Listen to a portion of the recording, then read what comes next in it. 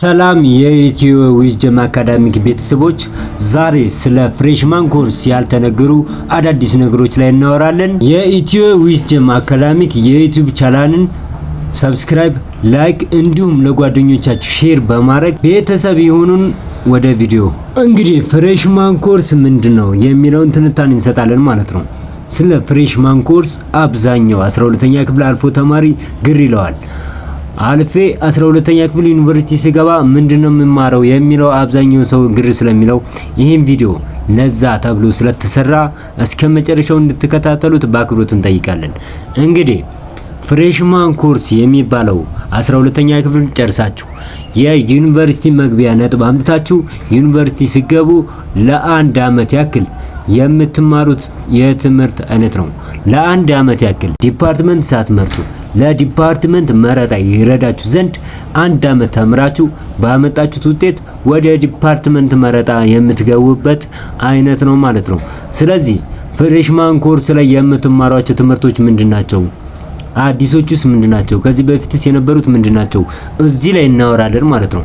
ፍሬሽማን ኮርስ ሲባል አብዛኛው ሰው ሃይስኩል ያለ ሰው ዩኒቨርሲቲ ገብቼ አዲስ ነገር ይጠብቀኛል ብሎ ስለሚያስብ እናም ስለ ፍሬሽማን ኮርስ ግል ስለሚላቸው ስለዛ ፍሬሽማን ኮርስ ማለት 12ኛ ክፍል ወይም ሃይስኩል ወይም ኤሌመንታሪ የተማርናቸው ግማሾቹ ጨመቅ ተደርገው በአፕዴት ዩኒቨርሲቲ ውስጥ ለፍሬሽማን ኮርስ እንማራቸዋለን። ትንሽ 5-4 ወይ ሳብጀክት ነው የሚጨመረው ማለት ነው እንደ አዲስ። ግን አብዛኞቹ 12ኛ ክፍል ሃይስኩል ላይ ኤሌመንታሪ ላይ ስንማራቸው የነበሩ ትምህርቶች ናቸው እዚህ መጣው የምንማራቸው ማለት ነው። ስለዚህ ፍሬሽማን ኮርስ ላይ የምትማሩት ትምህርት ግማሹ አዲስ ነው፣ ግማሹ ተጨማሪ ነው ማለት ነው። ያናል ግርሚል አዲስ ነገር ልዩ እውቀት የሚፈልግ ከዛ ከሃይስኩል ላይ ለየት የሚያደርገው ምንም ነገር የለም ማለት ነው። ምንማረው ዘሴም ነው፣ ትምህርቱም አብዛኛው ዘሴም ነው ማለት ነው። እሺ ስለዚህ ፍሬሽማን ኮርስ ላይ ምን አይነት ሳብጀክት ነው ያለው? ሃይስኩል ላይ ስንማራቸው የነበሩ ትምህርቶች እንግሊዝ ስኪል 1 ኤንድ ስኪል 2፣ ማትስ፣ ኬሚስትሪ፣ ባዮሎጂ፣ ፊዚክስ፣ ጂኦግራፊ፣ ሂስትሪ፣ ኢኮኖሚክስ፣ አይሲቲ እነዚህ ሳብጀክቶች ሃይስኩል ላይ ስንማራቸው ጨመቅ ተደርገው በአፕዴት አማካኝነት እዚህ ፍሬሽማን ኮርስ ላይ ይሰጣሉ ማለት ነው። እነዚህ ናቸው አብዛኞቹ ከሃይስኩል ላይ መጣው እዚህ እንደ አዲስ እንማራቸዋለን። አብዛኞቹ ሂስትሪም ባዮሎጂም ኬሚስትሪም ስናቸው አብዛኞቹ ሃይስኩል ላይ የተማርነው ትምህርት ነው እንዳለ የሚመጣው። ሾርት ሆኖ ሊመጣ ይችላል እንጂ ምንም ለውጥ የለውም ማለት ነው። እሺ አዲሶችስ? አንደኛ ኢንተርፕረነርሺፕ አለ፣ ስለ ስራ ፈጠራ የሚያስተምረን አንትሮፖሎጂ፣ ስለ ሰው ባህሪ፣ ግሎባል ትሬንድ ዓለም ላይ ስላሉ ነገሮች አፌክት ስለሚያደርግ የሚያወራል። ሎጂክ ኤንድ ክሪቲካል ቲንኪንግ ይሄ እንዴት በሪል ወርልድ ላይ ያሉ ችግሮችን እንዴት ሶልቭ እናደርጋለን የሚለውን የሚያሳየን። ሌላው ሳይኮሎጂንም ይጨምራል ማለት ነው። ሳይኮሎጂ ከስሙ እንደምንረዳው ስለ ሳይኮ፣ ስለ ኮግኒቲቭ፣ ስለ ማይንድ፣ ስለ ሰው ቢሄቪየር የሚያጠና ነው ማለት ነው። እሱንም እንማራለን ማለት ነው። እሺ እነዚህን ካልን በእነዚህ ባመጣችሁት ውጤት ሁለተኛ አመት ላይ ዲፓርትመንት መርጣችሁ ሲገቡ ይሄ ያመጣችሁት ውጤት ተይዞላችሁ ነው።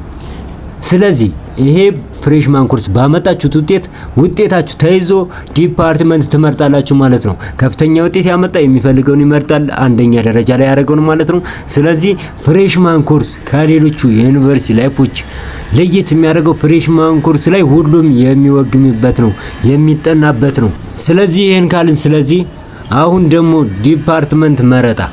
ዲፓርትመንት ስትመርጡ ዩኒቨርሲቲ ላይ አብዛኛው ሰው ይቸግረዋል። ያም ማለት በየሰፈራችን እንደምናውቀው ዲግሪ ይዞ ምን ይዞ በቃ ከሰፈር ከሌላ ሰው ጋር ዝም ብሎ ቁጭ ይላል ወይም የማይረባ ስራ ይሰራል። ለምንድነው ዩኒቨርሲቲ ላይ አሪፍ ውጤት ሳይሰራ ቀርቶ ወይም ስራ የማይገኝበት ዲፓርትመንት መርጦ ተምሮ ነው። ስለዚህ ምን አይነት ዲፓርትመንት ለመምረጥ አስቧል? ስለዚህ ዲፓርትመንት ስትመርጡ ጠንቀቅ ማለት አለባችሁ ማለት ነው። እኔ የምመክራችሁ ዲፓርትመንት ስትመርጡ ሙያ ነክ የሆነ ዲፓርትመንት እንድትመርጡ ነው። ሙያ ነክ ስል ለምሳሌ በናቹራል ሳይንስ፣ ኮምፒውተር ሳይንስ ብገቡ ቪዲዮ ኤዲቲንግ እና እንደዚህ አይነት ነገሮች በራሱ ቢሮ ከፍቶ መስራት ይችላል። በሶሻል ሳይንስ ደግሞ የምመክራችሁ እንደ ሎ አይነት ማርኬቲንግ፣ ማኔጅመንት አብዛኛው ተቀጥራችሁ እንድትሰሩ የሚያደርጋችሁ ናቸው ማለት ነው። ስለዚህ ሎን ብትመርጡ ላይክ መንግስትም መቅጠር አላቆመም።